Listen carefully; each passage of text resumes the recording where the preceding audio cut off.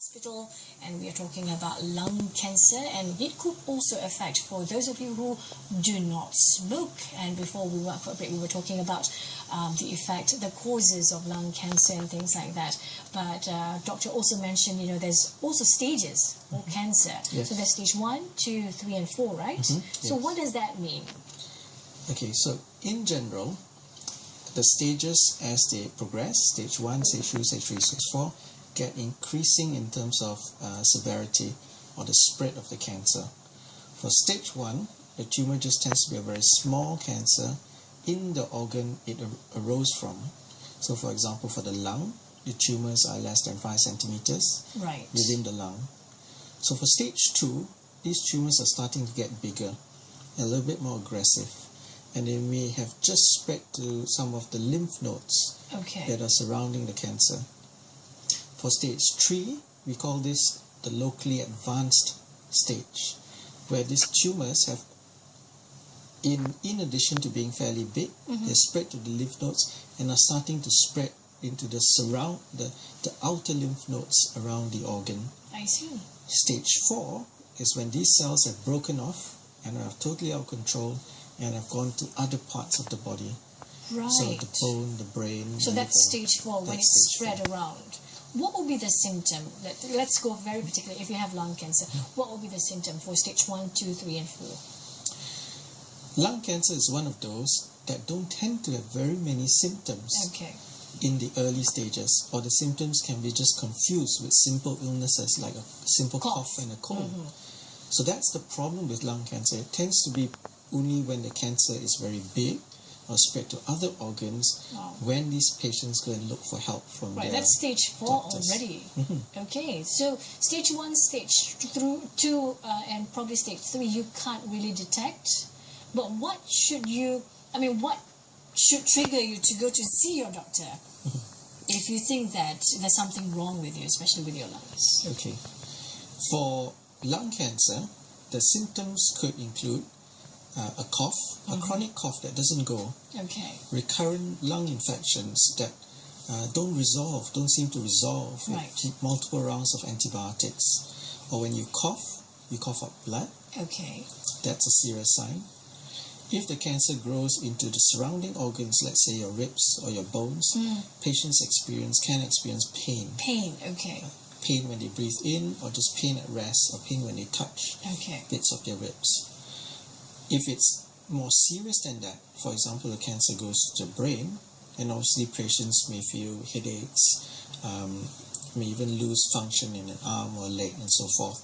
But that's really, really serious already. The other thing I would mention is probably breathing problems, shortness of breath. But again, these symptoms can really be very confusing to the patient and perhaps a general doctor who sees them, because people get lung infections, people get coughs and colds. You get cold and things like that. So it can be misleading sometimes, But I think one take-home message is you should really seek help if these symptoms persist.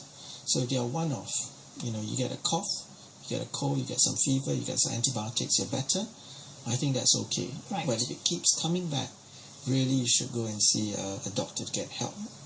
And what about age? Does it only affect certain age, or does it go along across the board? Actually, so I've seen lung cancers happen in very young patients, as well as very elderly patients, as young as 20s, 30s even. But most of my patients tend to cluster around the middle ages, so 40, 50, 60. So that's part of the ages. But you should get, by 40 years old, you should get the whole body checked. I think that would be a good advice to everyone. Do you agree, doctor? Certainly, it's reasonable to get regular follow-ups and checkups with your doctor. But again, you have to balance out the risk of getting an X-ray or a scan, because these scans also have radiation. So I think you really need the guidance of a doctor in terms of screening. So it's not good to have too many X-rays or too many scans to look for the lung cancer if it's not necessary. I see. But if you are a smoker, you know that you have the tendency of getting lung cancer. So that would be one good advice, to go and get yourself checked as well. Absolutely. Right. Absolutely. Okay, talking about, you mentioned the government banning people vaping or smoking in the public. Would that reduce the number of lung cancer if we do have it? So you're asking me a hard question here. Government policy. Would that reduce the number of lung cancer? Okay. So from the point of view of a doctor, of course I want the best healthcare measures for the public as well as my patients. So that would be a ban of smoking and vaping even would be in line with a good practice for public health measures. I see. So that's my bias. Right. So that's what you think. I agree with you, because I'm also a non-smoker. So I think that's a very good measure, that if the government could actually do it at every places and make sure that everyone follows the rule. So the other question I would like to know is that once you detect that you have lung cancer, what would be the first thing that you should do? Okay. So for me, the first thing you should do is to go and seek the opinion of an oncologist. Okay. Someone who is used to treating tumors, who will be able to guide you through your journey. Because this journey can be quite long and quite complicated. The treatment may involve a combination of specialties, not just one specialty. Okay. So it may need a combination of surgery, of radiotherapy, chemotherapy, targeted therapy, immunotherapy. An oncologist doesn't do surgery in general, but they may be able to bring in their colleagues surgeons in order to help you along that journey to achieve treatment or to achieve cure even. Can it be a painful journey as well? There's certainly an element that it could. But I think what I would like to say is that part of the team that should be involved in the care of a patient with cancer is the pain doctor or the palliative care doctor. Okay. So there is a specialty these days that is focused and trained on maintaining the quality of life of that patient throughout this journey. And I think as oncologists as well, it's part of our training to be able to prioritize the quality of life of our patients. Okay. I certainly would not recommend a particular treatment if I felt that particular treatment would significantly affect the quality of life. I see. Or the patient has to trade off quality of life to achieve minimal benefit. I see. Now, talking about lung cancer particularly, how bad it is if you are diagnosed with lung cancer against any other parts of besides brain, obviously, any other parts of the body. Would it be the worst part to have cancer besides the brain? Okay. I think if you asked me that statement about 10 years ago, my answer would be totally different. Okay. So 10 years ago, the answer would be yes. We didn't have a lot of treatments for lung cancer. However, 10 years on, with a lot of research, a lot of developments of new drugs and new treatments, the answer is no. Okay. Okay. Lung cancer is one of the more treatable conditions these days. Really? So if I had patients with stage 4 lung cancer, for example, with spread to multiple parts of the body, who've achieved a survival of 5 years, 6 years, 7 years, 8 years is my longest surviving patient. This would be unheard of, about 10 years ago, where the average life expectancy was only 6 months or less. Okay. So now let's move on to the treatment. Now you're diagnosed with cancer or lung cancer, so obviously we want to seek full treatment. So I've heard of radiology, I've heard of chemotherapy, radiotherapy, chemotherapy, and you've mentioned one that's fairly new to me. Targeted therapy. Let's go one by one. So at first, what will be the first recommendation for, let's say, a patient with lung cancer? Okay. What I always say to patients is that no two patients are alike. Okay.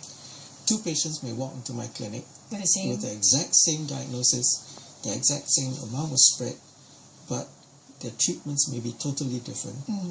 So these days, what we do is we try and profile the tumors. So we take the particular tumor cells, we look at what these drivers are. You might remember I mentioned the car? Yeah. So we try and find out what's driving this car. Okay. So it's something that we can design a treatment for. Those patients get that kind of treatment. So you're profiling the cell, not the patient? The cell. Okay. So what kind of, can you give me an example?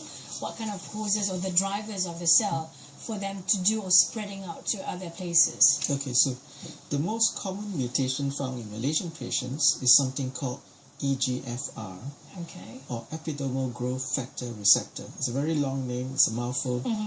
I get my mouth gets dry even saying it. Saying it. Okay. But it's a driver that sits in the cell.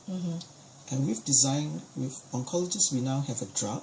It's a tablet taken once a day with your breakfast that targets this tumor, and it's more effective than any known chemotherapy or radiotherapy regime. And that pill only targets that particular type of cancer cell, am I correct? Absolutely. Absolutely. So by taking a pill, it attacks the cell. Yes. And how long does it take you to recover from it? I won't say cure, but recover from it. It's the effects can be dramatic. Okay. So I've had very ill patients who've recovered within 2 weeks, 3 weeks of taking the pills. Wow, that's fast. I'll give you one example, if I may. I had a 60-plus-year-old lady who came into my clinic. She wasn't able to move without it. She was in a wheelchair. She wasn't able to move about. She wasn't able to speak. She was very, very drowsy. When we scanned the brain, we saw 50 tumors in the brain that spread from the lung. So in the past, 10 years ago, we had no treatments for this sort of situation. Right, so you just sent her back home? We sent her back home. Okay. Now, fortunately now, we have this drug, we have this tablet that she takes, and it doesn't have the side effects of chemotherapy. It doesn't. So you don't lose your hair. You don't lose your hair. You don't vomit. You don't get sick. Okay. It's like a pill. It's like when you get cold, you just take some aspirin and you just start taking it. So it doesn't have any side effects. It does have some side effects. Okay. I wouldn't say it doesn't not have any at all. Okay. But I think in comparison to chemotherapy, I think any patient would probably prefer to take a tablet rather than go through chemotherapy. Right. There are some side effects. I wouldn't say no. But I'll just get back to the story and we can talk about the side effects. Sure. So she started taking this pill, and within a month she was up and about, walking. 3 months later, after starting the pills, we did a scan of the brain, and almost all these tumors had disappeared. Okay. She was well enough to go for a holiday to Bali with her family. And I think, compared to 10 years ago, this represents a huge advancement in our ability to treat such desperate patients. Can you say that she's cured from cancer? Unfortunately not. Okay. We still haven't found the magic cure, but we have good treatments to try and control the tumors. Okay. Now that tablet or that pill sounds magical, but it also sounds expensive. Yes. Is that true? Okay. It's not cheap. It's not cheap. These drugs come at a price.